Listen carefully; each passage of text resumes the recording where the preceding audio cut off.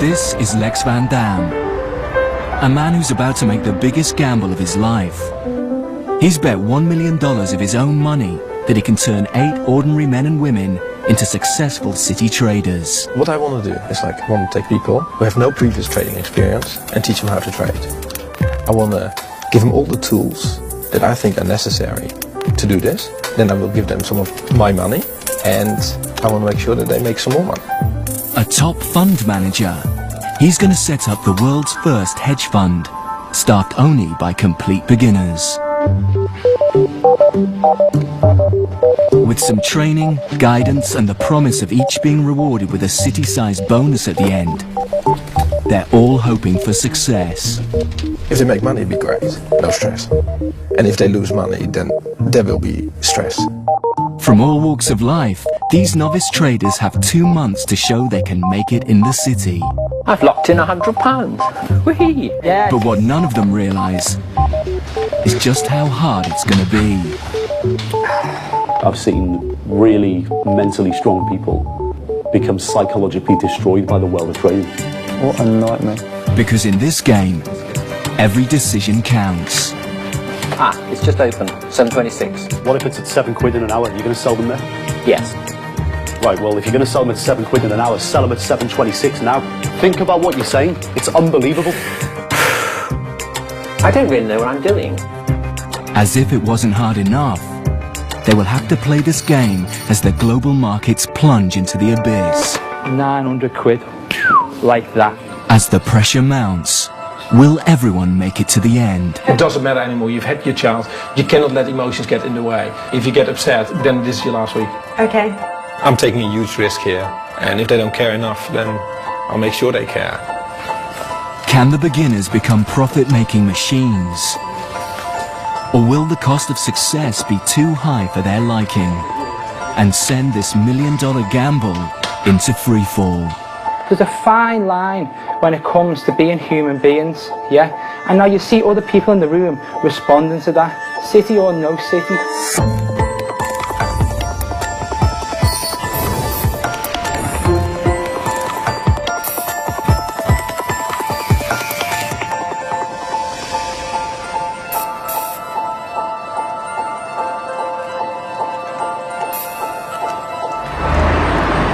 With $1 million of his own money at stake, Lex Van Dam alone will choose the novice traders. It has to be like a diverse group of people. But we do need people who are able to work very hard and who are able to cope with a certain level of stress. After 16 years as a successful trader, he knows exactly what he's looking for. To qualify for a place, the applicants only need 2 qualities: the ability to handle stress and be good at maths. What is 32 times 32? 32 times 32.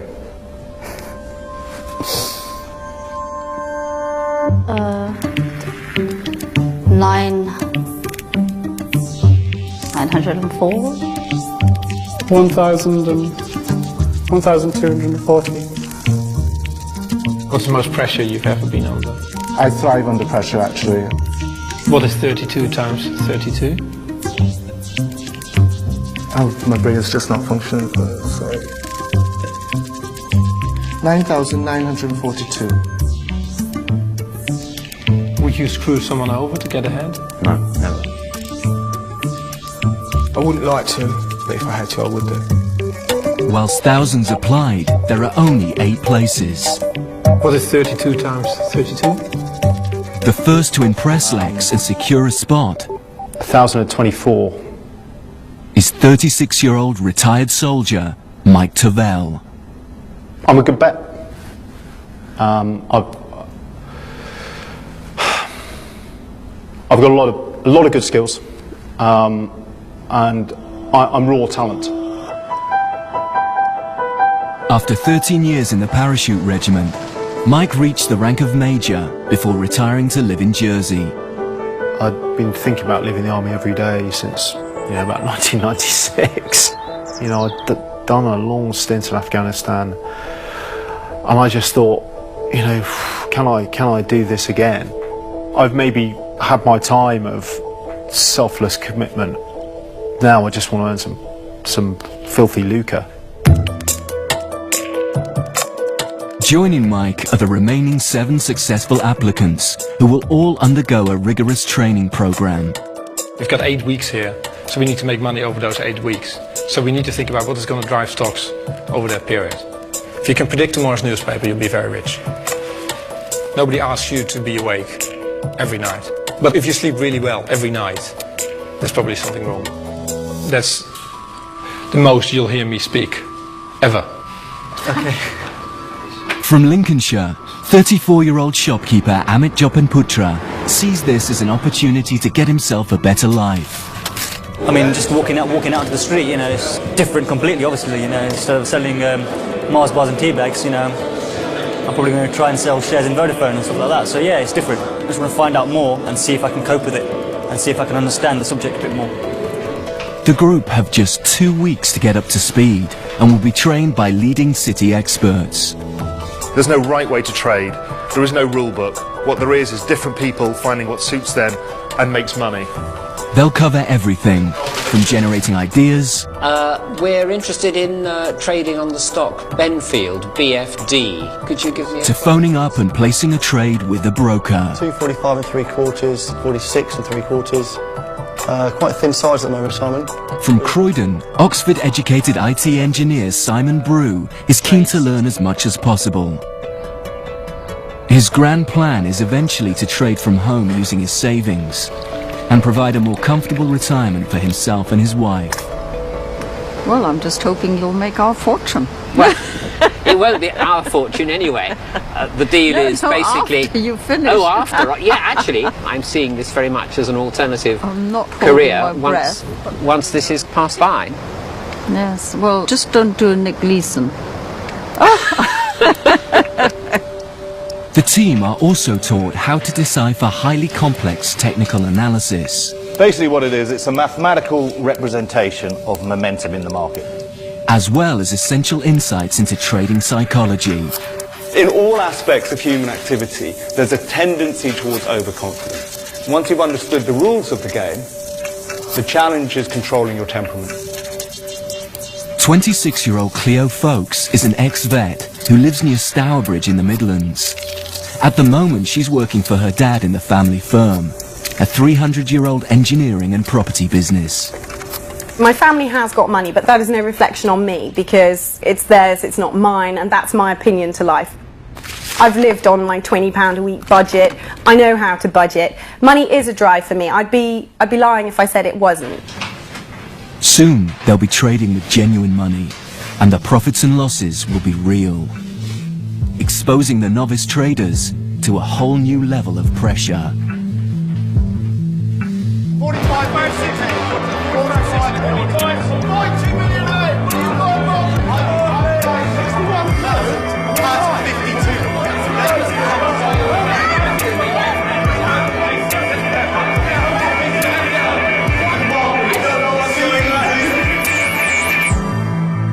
The prospect doesn't scare Emil Coleman, a 30-year-old fight promoter from Toxteth in Liverpool.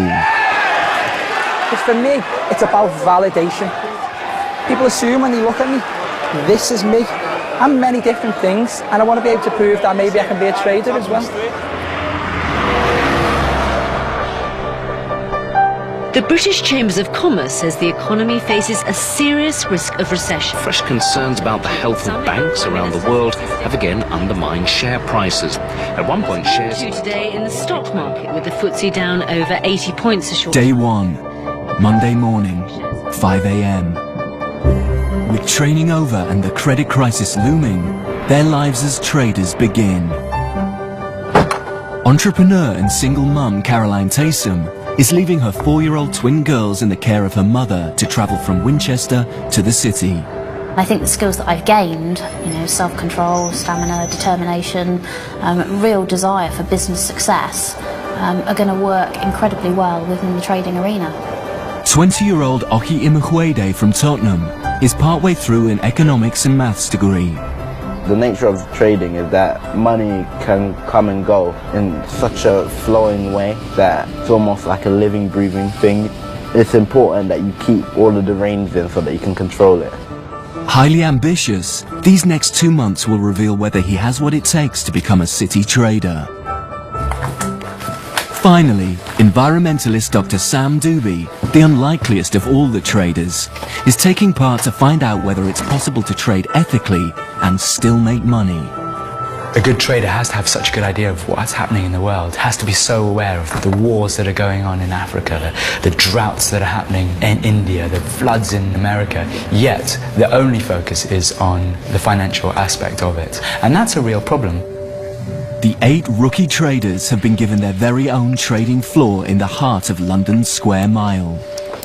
Complete with computer terminals plugged directly into the world's stock markets, they have everything they need to start trading. And the world's most scrutinized but least understood institution will be revealed as never before. Their first 2 weeks of trading will be critical. $1 million for me is very significant, and I can't afford to lose it. If I lose it, it's a disaster. If I lose half of it, it's half a disaster, which is still a disaster. If I lost 5%, it's humiliation. If I lose anything, it's terrible. How's everyone feeling? First morning? Early start? Yeah, rosy. Although Lex Van Dam is supplying the money, he's appointed a supervisor to be his eyes and ears. An 8-year veteran of the city, Anton Creel retired from trading 2 years ago at the age of 27, a millionaire. I know the feeling around the table is quite laid back and like quite laissez-faire this morning because it's the first day. But like you've got, I mean, the news and stuff in the morning, you've got to be really military and like really, you know, get into what is going on in the world, you know, and then you can try and make sense of it, right? Okay. But, you know, the hours between 6 and 7:30 are absolutely crucial to your day. Right, market's opening in 1 minute.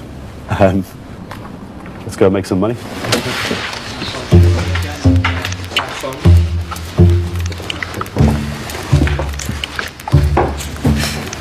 These 8 novices will operate together as a hedge fund. If they're smart enough, they should be able to make money whether share prices go up or down. But before anyone can get a bonus, the fund will have to be in profit at the end. So individually, they must invest wisely because all decisions made will affect everyone. Especially Lex Van Dam. Hello. I have Lex on the phone for you. Okay. Busy running his own hedge fund, Lex will phone Anton regularly to be kept up to date. You just make sure that the people trade, right, that they trade their own opinions, right, that you don't tell them what to do. I mean, it's hard to know if these people actually really understand that this is not a game, but this is real money, this is my money. I've worked hard to earn it, and I don't want a bunch of people who don't care to piss it away. Of course. You know, if I'm going to suffer, they will suffer with me. So your role is, you know, you need to make sure that people appreciate the risk. Right. Okay, well, good luck. All right, man. Cheers. All right. Speak soon, yeah? Bye. Take care, bye. There may be a public perception of what a trader actually is, which is loads of money, Ferraris, wild parties, lots of women, drugs, going out all the time, blah, blah, blah. Well, I dare anyone to try this for a month. See how much it affects your life.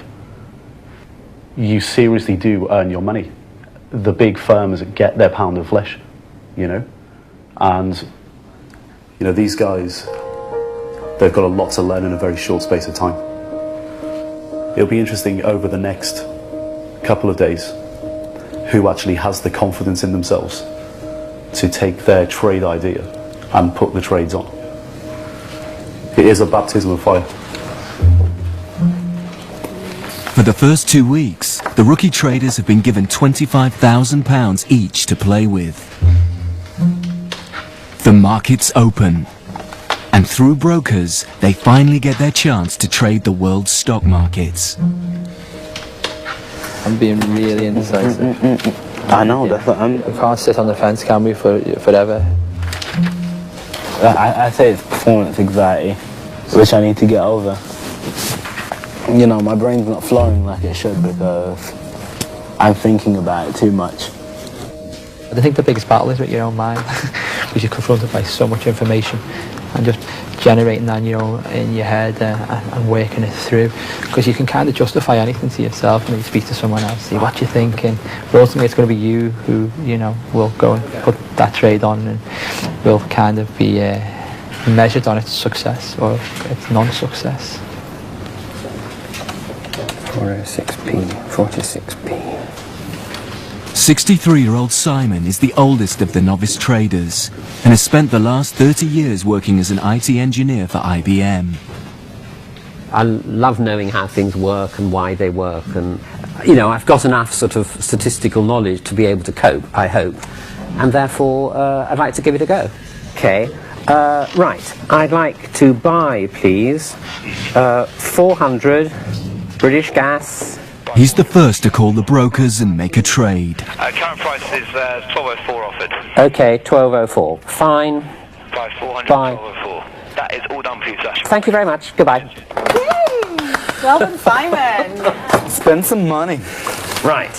I took the plunge, decided to place the trade for British Gas. I'm hoping it's going to rise gently over the next few weeks. Its lowest today was 12.03, 12.04. Whoops, it's just gone down to 12.03. One is in danger of getting neurotic about this, but you just have to move on and concentrate on the rest. I'll probably remember this the trading decision for the rest of my life. It's the first one I've made, it's big excitement, and let's hope it's been successful. To control risk, the traders can only invest £5,000 in any one stock. Done. Believing British Gas is a safe bet, Simon's invested the maximum allowed. So BG Group, he's gone right up to his maximum position size immediately. Right. That's it. Thank All you. right. If you do that in a portfolio as a professional, to me, you have absolute maximum conviction that this stock is going up. All right? And it's almost like you can't be wrong. If the stock does nothing for 3 days or goes down for 3 days consistently, it's going to drive him absolutely mental. Oh, look at this. It's down at 11.86. That's awful. I keep saying I mustn't let it upset me, but of course I keep thinking I wonder what it's doing, and that is in fact distracting me from the main job I'm supposed to be doing, the main job I want to do now, which is look for other trades that will actually perhaps compensate in performance. Right, I'm going to close this chart and concentrate on my next job. You get neurotic staring at it, and that's definitely a mistake. Oh, this is awful, 11.85. Oh my God.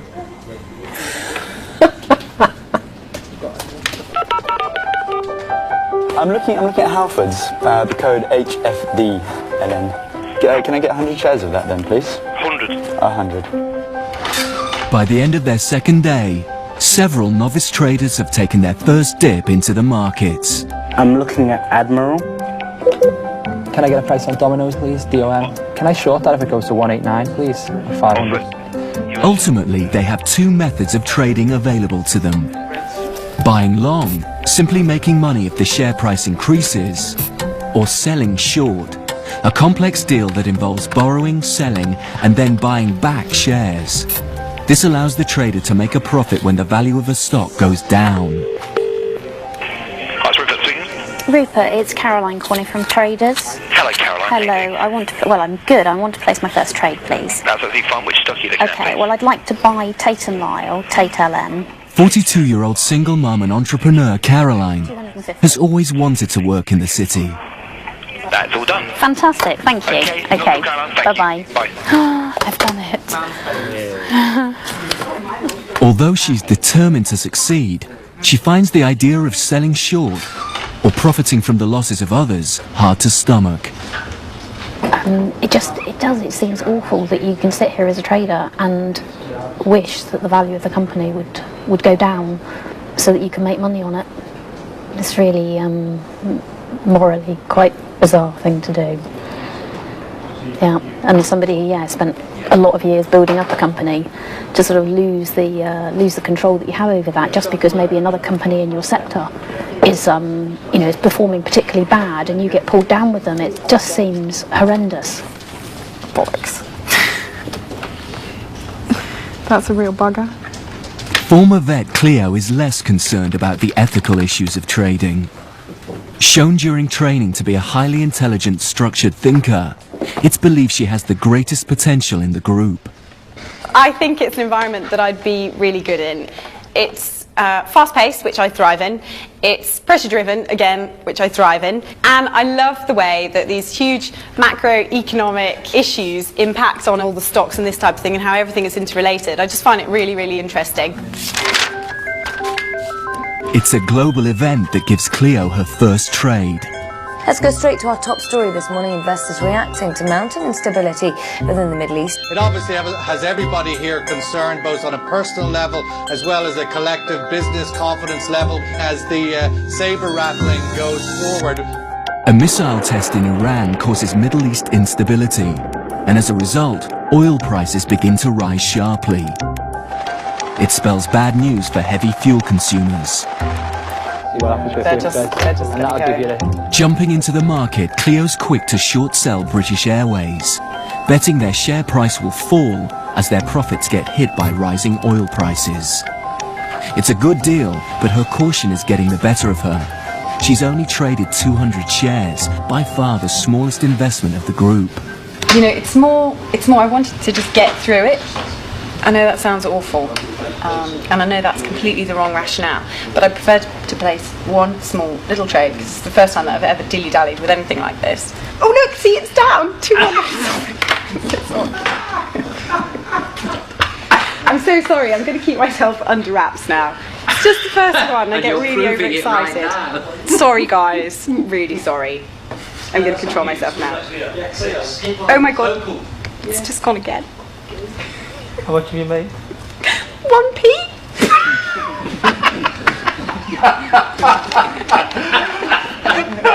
Oh man. 9 hours where? I'm really sorry, the time's wrong because I got a little bit overexcited. Right, what have you done? Okay. 2.5, yeah? Yeah. Quantity 200. I know, it's only baby. That's it, cool. Well known for their high quality products. So exciting. Right, enough of that. Put your emotions on one side and head on to the new trade.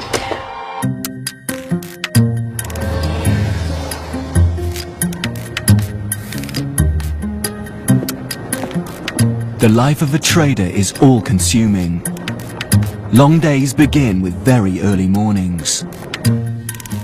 The team is expected to be in the office by 6 a.m., working out their strategies well before the markets open at 8.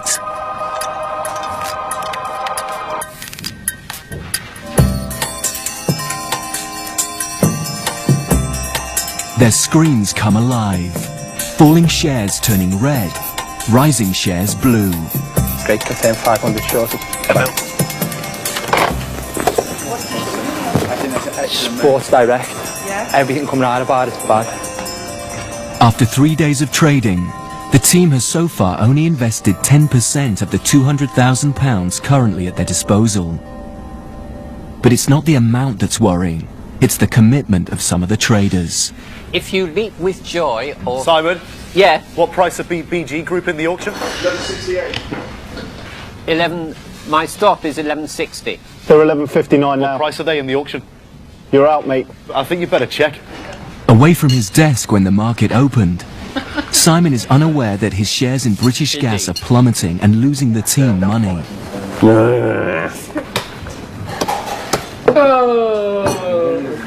You may recall I placed a trade yesterday on British Gas. You've been closed out. Oh, bother. You have no position yet in British Gas. Right, so what was the closing price, please? Simon's shares have fallen so sharply, they've been sold on automatically. Yeah, I can confirm you were closed out at 11.58. 11.58. Right, okay. Known as a stop loss, this is an order with the broker to close a trade if it loses too much money. Gloom and despondency. Overnight, Simon's trade has cost the team £250. Just forget about it. No, I'm not stressed. I just want To explain why I did what I did, to see whether I could and should have done anything differently. We'll have a proper chat about it later. Later, But, for now, mid-morning. For now, absolutely. Don't worry about what's happened this morning. No, I haven't. No, honest, trust me. As it stands now, you've got no positions. That's right. You need So to generate some ideas. the slate is clean, so start again. Yes, absolutely. No, I'm taking generation. it very much in that vein. Cool. All right, mate. A little bit concerned about his behaviour. Very lackadaisical, and right. You know, I had to shout over to him. To be honest with you, I'm just a little bit pissed off. And I just don't, you know, you cannot behave like that on a trading desk. You know, it just shows a really bad attitude towards investing somebody else's money in the market. If you behave like that in the real world of trading, like, your career is going to be very short-lived. There are, however, some within the group who are showing real promise. Both fight promoter Emil and Sam the environmentalist have made money. You know what, I feel a bit ill when I place one of these things. I really don't like it. Yeah. It's unbelievable. It's a I rush. really don't like it. I don't find it a pleasant rush though. I find it a really uncomfortable feeling. Oh, do you? Yeah. No, I kind of like that adrenaline thing. It makes me feel exactly like I felt when I was a kid lying. I think it's just because I'm making a decision based on a best guess. And I'm not used to guessing, I'm used to being sure about it. Don't you think this shows the fallacy of it, that the fact that, like, you know, in reality, no matter how many charts we look at, no matter how everything else, we go on how we feel. That's exactly. No, it's like any else. gambling. It's why I'm not a gambling person. Yeah, I don't gamble. There's only one person left in the group who is yet to make a trade. Having just left the army, Mike now wants to be a professional trader. Half the game here is timing. You can have the world's best trade if you like, but if your timing's wrong, you don't make a profit, or worse, you make a loss. Beginning to think that I should maybe just grow a pair and get on in there, and then just work it as it goes. But it's just get it's just like parachuting. It's taking that first step that's difficult, and then actually after that you're fine. Well, until you've got to pull the red handle, maybe. I don't want to have to be pulling any red handles around here, that's the thing. You've got to take risk to make money. Of course you can lose, but if you're not invested, you cannot make money. It might as well just be in the bank earning 5%. It's concerning, because you cannot succeed in this business behaving like that. You'll never make money. What can you do? The last thing the economy needs right now is for the standard mortgage spigot to be turned off. In terms of these two companies, they own or guarantee about half the $1 trillion of U.S. mortgages. Take a look at Freddie Mac. It is off by more than 1/3, losing 1/3 of its value this morning. The government is going to be absolutely bound and determined to do whatever it takes to keep the money flowing to home mortgages. Only a week into trading, and the novice traders are dealt a heavy blow. US mortgage giants Fannie Mae and Freddie Mac hit the rocks, and the world's markets reel in shock. The trading screens turn red, showing a massive fall in shares across the globe as £35 billion of investment vanishes in a matter of minutes. Like, look at the dollar versus the euro and the pound now, right? The dollar is likely, if this continues, to get smoked. In the end, the taxpayer has to plug that gap, right? Yeah. The US government has come out and said that if Fannie Mae and Freddie Mac go to zero, then they'll guarantee the debt. The market's taking it negatively because the government's basically admitted that there's a possibility that they could go to zero, right? And if they bail them out, we're talking hundreds of billions of dollars, right? And who ends up paying for it? The US consumer. I mean, to anyone who's been in the industry a long time, this is like proper scary stuff, you know? And the entire basis of the US economy changes if this happens. I mean, the US is over for a generation if this happens, potentially. But this is why the markets are so volatile. This is why the world is in a complete mess at the moment and no one knows what to do, because there is no light at the end of the tunnel.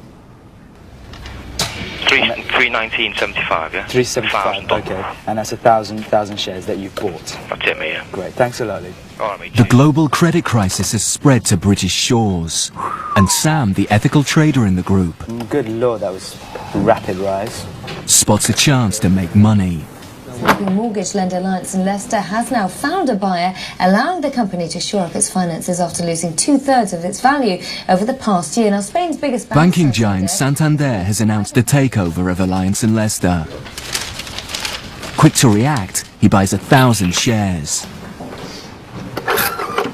They rocket and make the team an instant £200.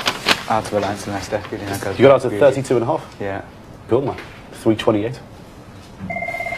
See. Hello. He's just sold them. Superstar, mate. 332.5. Yesterday, I read a news story on Alliance in Leicester, so I bought some shares in them. That made the share price go up, and I sold them and made some money from reading a news story. I didn't do anything. That's the nature of the game, really. You're not doing anything at all, really.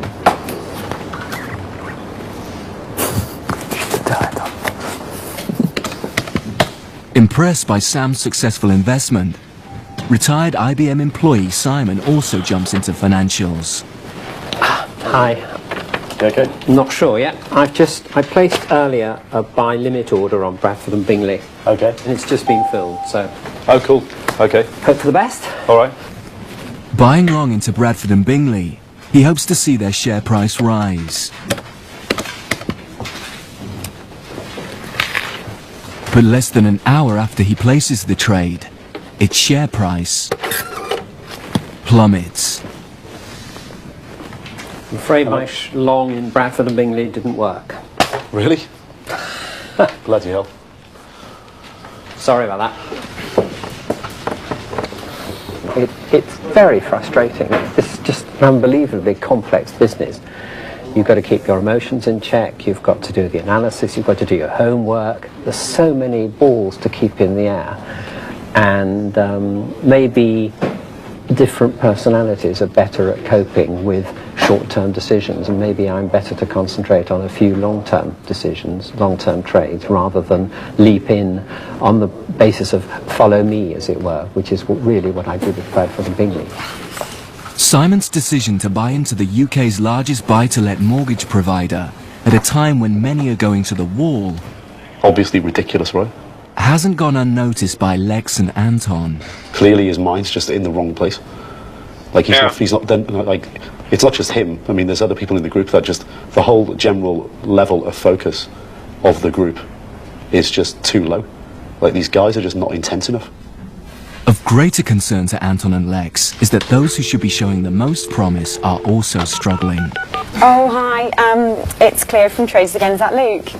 Hi, Luke. I put a sell order in with Rupert for GSK, GlaxoSmithKline. Feeling the pressure, Cleo has sold all her stock and now has nothing invested.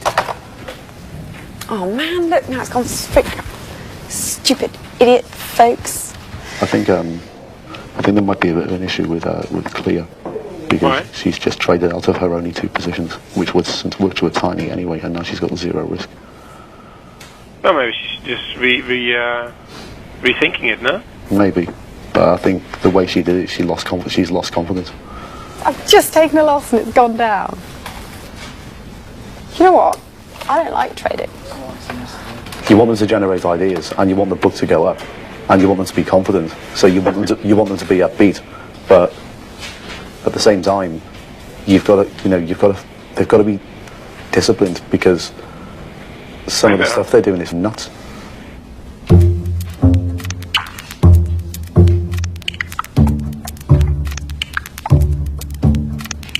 So far, the team have only invested £40,000 out of a possible £200,000. They've been trading in the worst market conditions seen in years. And although they've had some successes, overall, they've yet to make a penny. It's definitely been noted over the last couple of days that a lot of crucial things in the market that's been coming out has been missed by people. Things like being on the desk when the market opens, popping off for 30-minute lunches, Like, it's just absolutely not acceptable. Yeah. I had, in 8 years, 2 lunches outside the office. Okay? As a team, to make money, you really need to be here. Because if you're not, you don't stand a chance. We're in the worst trading conditions that we've been in for a generation. But if you want to give yourselves the best chance of making serious cash and beating the professionals, you're just going to have to step it up, like, massively.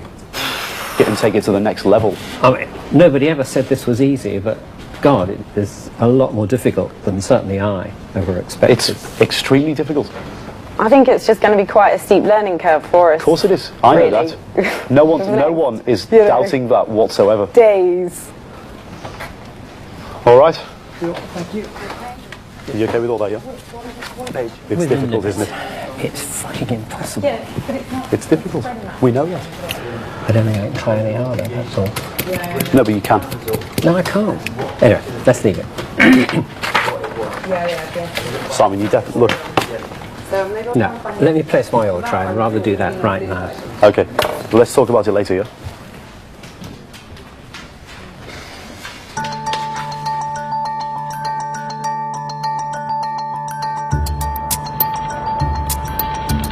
The end of week 1. And so far, retired soldier Mike has only dabbled in the market.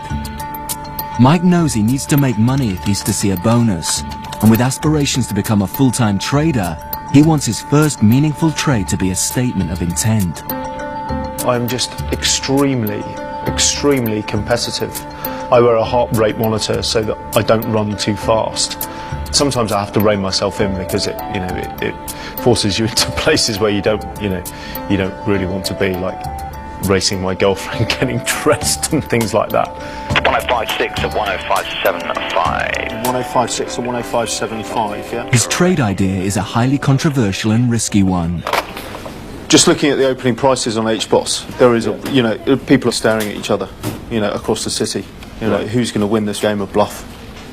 A cash flow crisis for Britain's largest bank, HBOS, has forced them into a rights issue, which means going to their shareholders and asking for more money. Mike has calculated that the rights issue should go well, sending its share price up. Ka-ching, okay? That's a good scenario. That's the side of the bet we want to be on. Right, but to cover his position, Mike has decided he also needs to short sell German bank Allianz.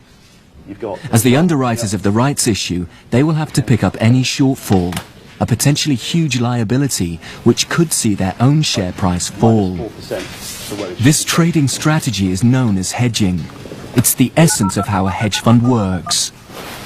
If he's right, he'll make more money on this deal than everyone's trades put together. Hi, it's Rupert. Rupert, hi, it's Mike at Traders. How you doing, mate? Hi, mate. Yeah, good, thank you. ALZ.de. So 110. 110. 23. Euros, right? That's right. Sold 46 Allianz at 110 spot 23 euros. Confirm. HBOS, HBOS, LN, bought. Yes. 1419, 278 spot 25. That's right. Lovely. Nice doing business with you, mate. Thank you, mate. Cheers. Bye-bye. Well done. I mean, there's risk in every trade, but I've worked through the numbers, and my downside risk is far smaller than my upside gain. And if it comes off, we'll make a lot of money for the team.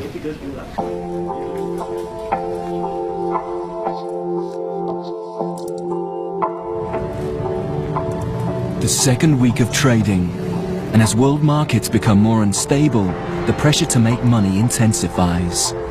The government has come close to admitting that the fiscal rules it set itself for managing the economy can no longer be met. The Bank of England has kept interest rates unchanged at 5% as it struggles to respond to rising inflation. Insisting no decision had been taken on rewriting debt levels, were careful not to dismiss the idea.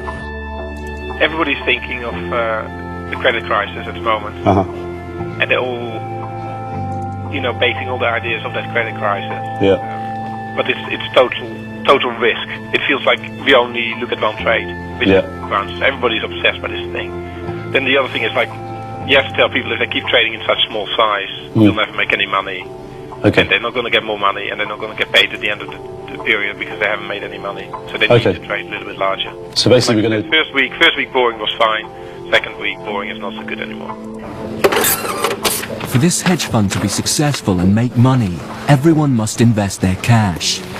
Failure to do so could result in their removal from the team. Please rally.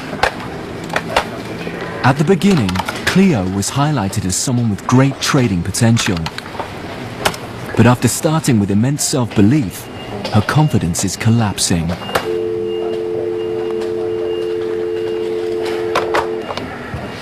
With no trades in place, she must get invested to stay in the game. You don't think that would bring it? My thought was that what to do. I hate this. I think I actually hate this. No, but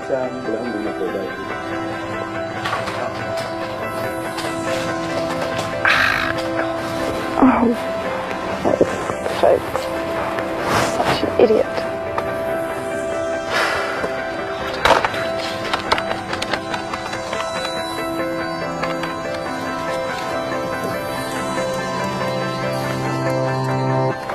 Why didn't I just bloody buy it?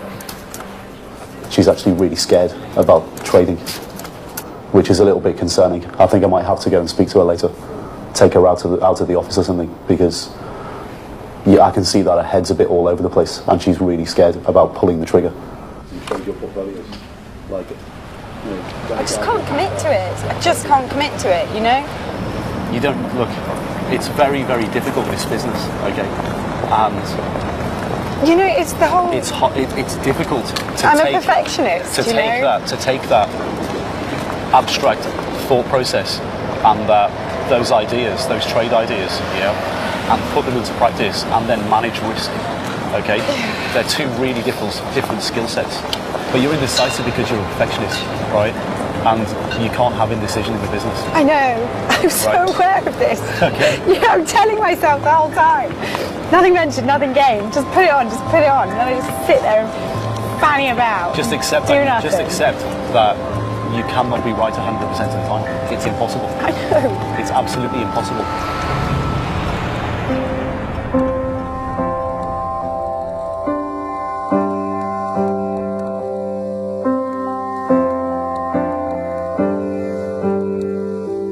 I'm frustrated. I'm frustrated at my lack of knowledge. Massively frustrated by it, and that spills over in this, you know, this sense of being. And I feel like a lamb to the slaughter at the moment.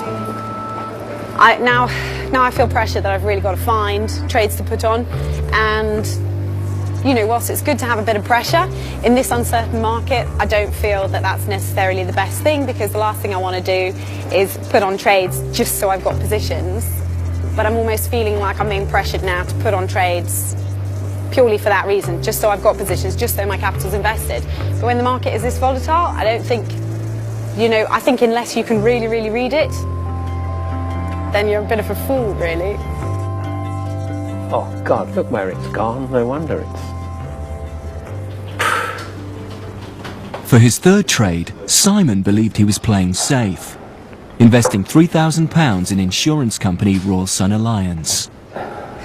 I've got an open position on RSA, which I'm getting a bit nervous about. It's had a terrible day. It's Unfortunately, majority doesn't have today. I was thinking of lightening my position by buying, say, 800. That would be 1/3 of them, roughly, and then lowering my stop to stay in the market for the rest. You could do that. I don't see why not. Right. Let's make a decision. Could I buy 800? Buy 800. At whatever the market price is now? It's 50 and spot 4. Simon has just made a fundamental mistake. To reduce his risk, he should have sold 800 shares. Hang on a sec, you've got a sell stop loss on, yeah? No, I've got a buy stop loss. You've got I beg your pardon. I'm so sorry. I've gone completely the wrong way. Right. This was a buy. 800 now, you see. Ah, well, could you sell them again? That was a mistake. Simon, I'll be selling you 1600 now, is that correct? Correct. That's price to sell max 15, spot 1, so you're making a loss on that. Oh, shit, just my luck. So let's just say this again very slowly. You have sold 1,600. 1,600 at 115. 115. Spot 1. Spot 1. Okay, that's amended for you as well. Okay, done. Thank you. Cheers, Sam. Cheers. Bye.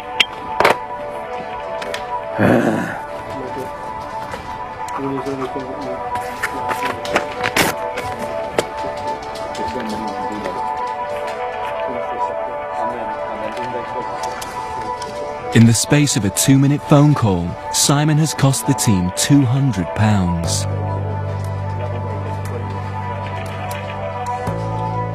So far, every deal he's made has lost money.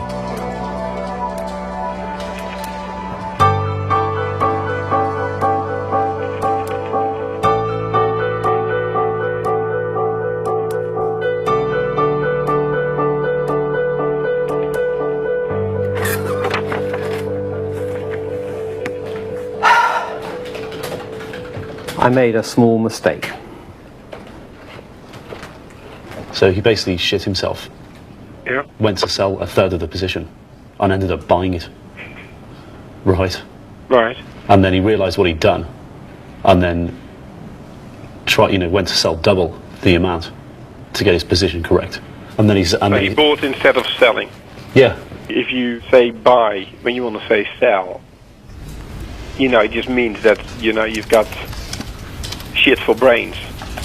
Well, yeah. That's what it means. It's totally switched off. He's panicked, shit himself, lost his mind, and done the trade the wrong way round. I'm pretty annoyed because there's mistakes and there's mistakes. Yeah. We have to think about what we're going to do about this. Yeah. Cleo was has been a bit of an issue in the last 24 hours. She's actually scared of having positions. Right.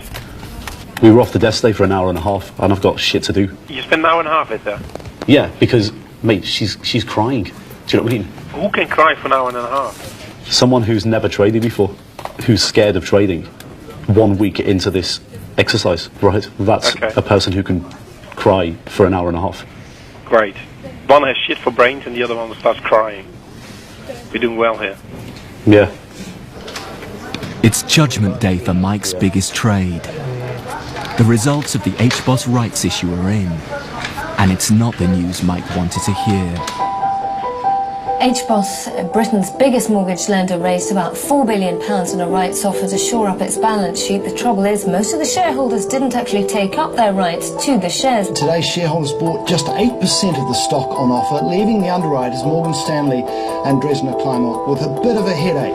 Underwriters will try and get subscribers. Do you know anyone who's long? Somebody's long HBOS? Yeah. One of you guys? Yeah, it's Mike, yeah. It's just time to keep an eye on the price this morning because yeah, he's on it, yeah. It's not very good news on them either. No. With HBOS falling, Mike's short sell in German bank Allianz isn't working either.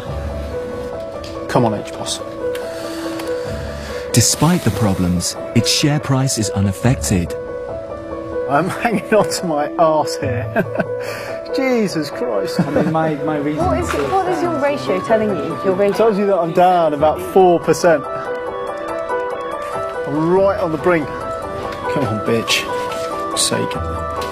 His £8,000 pairs trade is now losing money. It's not good, not good. And he's provoked the wrath of Lex Van Dam. Hello. Hello, I have Lex on the line. Okay, thank you. Thank you. Hey, how you doing? Hey, man, how's it going? Okay. You see HBOS? Yeah. Does Mike know what's going on? I don't know. He hasn't spoken to me. It was madness itself to go long HBOS. He's been waiting for weeks to trade, and then this is the best thing he can do. It was just stupid. Okay. He's just sitting there in the ocean, and maybe the wave goes the right direction, and maybe it goes the wrong direction. And we both know the way they're trading at the moment, it's always going to go the wrong direction. I've just got to be careful. I really have to go. All right, cool. Bye. Yeah, bye. Mike. I reckon I need to cut that position. We're down about 5, just under 6%. Okay, so the cut's there. Cut it, move on. Don't feel bad about it. shit happens, and this is just one trade out of many that will happen. Absolutely. Yeah. Cool. All right, mate. So if you want to do that, that's cool. Okay. Yeah, he's gutted, but like I'm looking at this personally as a trade that could have gone massively right and a little bit wrong, and it's gone a little bit wrong. You know, he spent an entire weekend probably thinking about it, walked in and lost money, right? And that's just the life of a trader.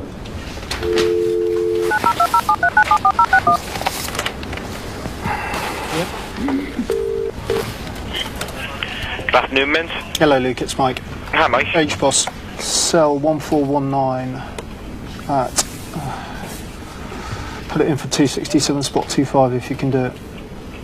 Mate, that's done for you then, H-Boss. Okay, ALV.de. I'm a buyer of 46.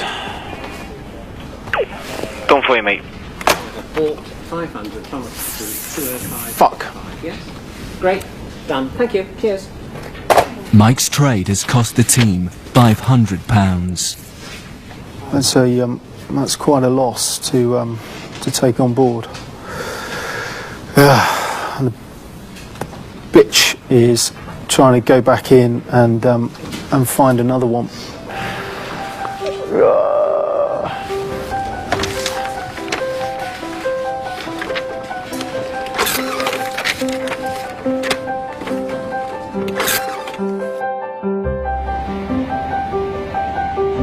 The UK's biggest mortgage lender, Halifax Bank of Scotland, has announced that its statutory first-half profits plunged by 72% to £848 million. The bank blamed the loss on the credit crunch and also reported an increase in bad debts.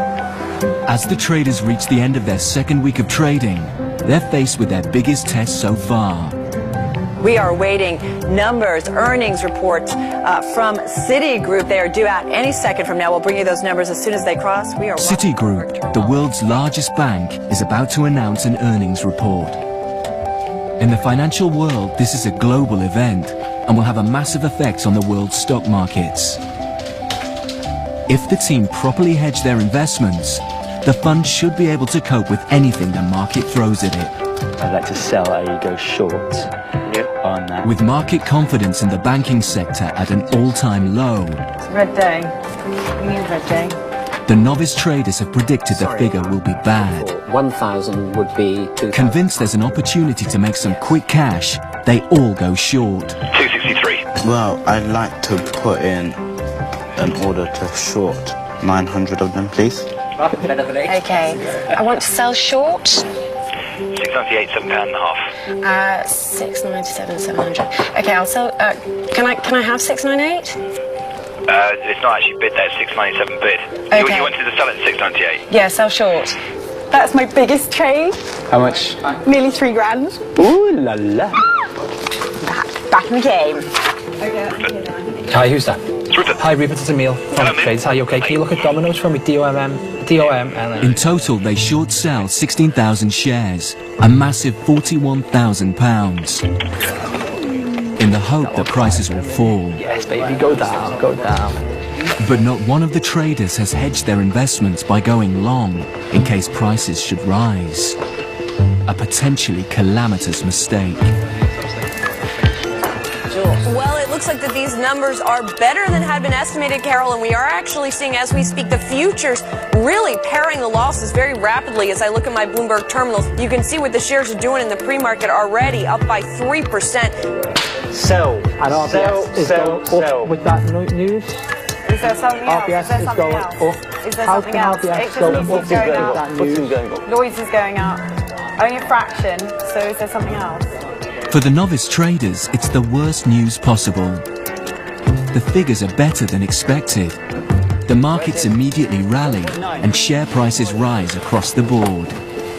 This morning's short-selling frenzy has left the team massively exposed, and they're losing money fast. 6%, mate, yeah. 6% a day, I short them at 290, 292. Just making sure that you're aware, mate, of what's going on, because obviously you bid you short and you don't get carried out. Yeah, 304. From a position of profit, the group are now facing a heavy loss.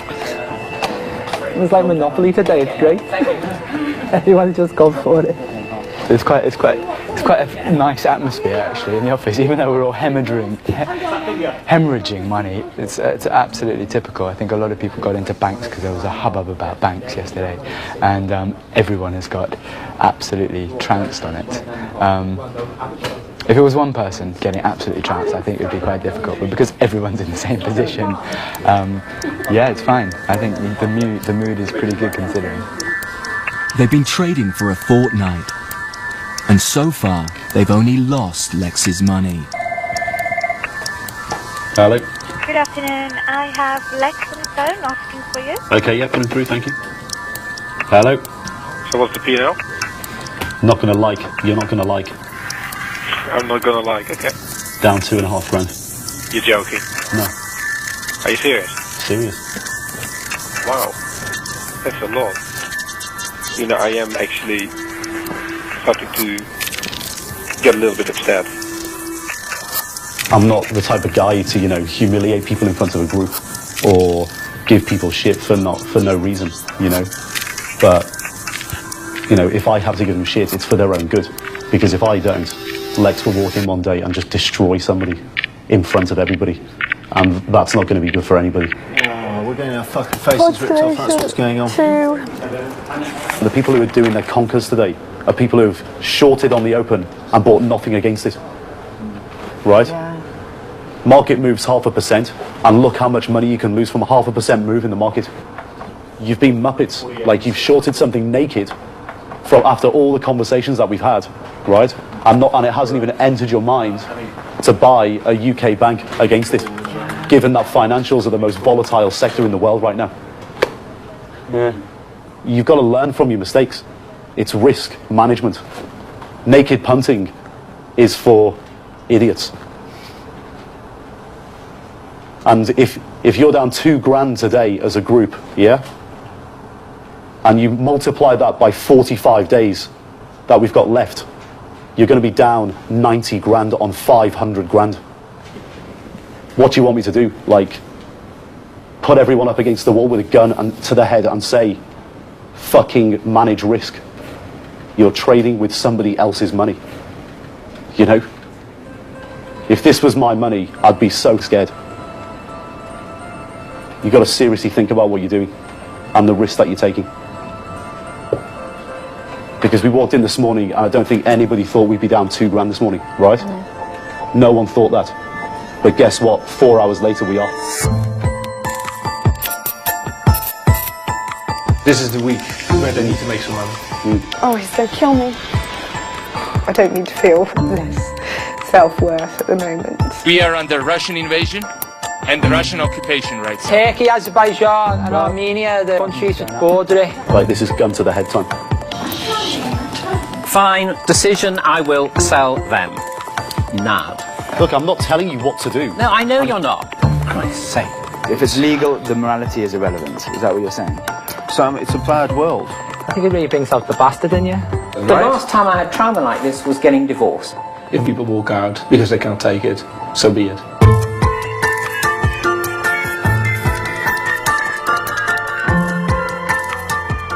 Continuing the city theme over on BBC4, Jerry Robinson meets Britain's first ever venture capitalist. And Charlie Brooker's got a thing about TV shows that come with a mission to achieve, and he's firing off again next on BBC2.